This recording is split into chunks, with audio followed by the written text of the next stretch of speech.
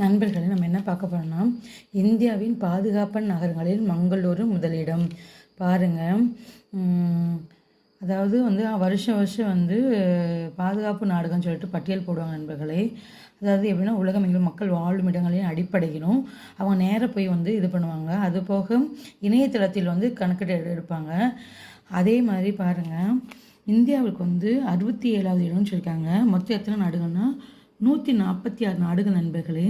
இதில் வந்து முதலில் எடுத்தது வந்து ஐக்கிய அரபு எமிரேட்ஸ் தான் முதலிடத்தை பிடித்துள்ளது. அதுக்கு அடுத்தபடியாக அண்டோரா, கத்தார், தைவான், மக்காவ் சீனாவில், ஓமன், மல்தீவ், ஹாங்காய்னா சீனா, ஓகேங்களா, இது மாதிரி வாங்கியிருக்காங்க. பாருங்கள், பின்தங்கிய சென்னை போட்டிருக்காங்க. இதில் வந்து இந்தியாவுக்கு 67வது இடமும் அமெரிக்காவுக்கு வந்து 91வது இடமும் நண்பர்களே.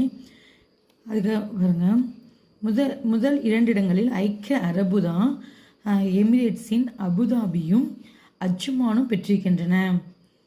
அதனை அடுத்து கத்தார் தான் நிறைய வாங்கியிருக்கு. கத்தாரும் அப்புறம் துபாய் வாங்கியிருக்க நண்பர்களே.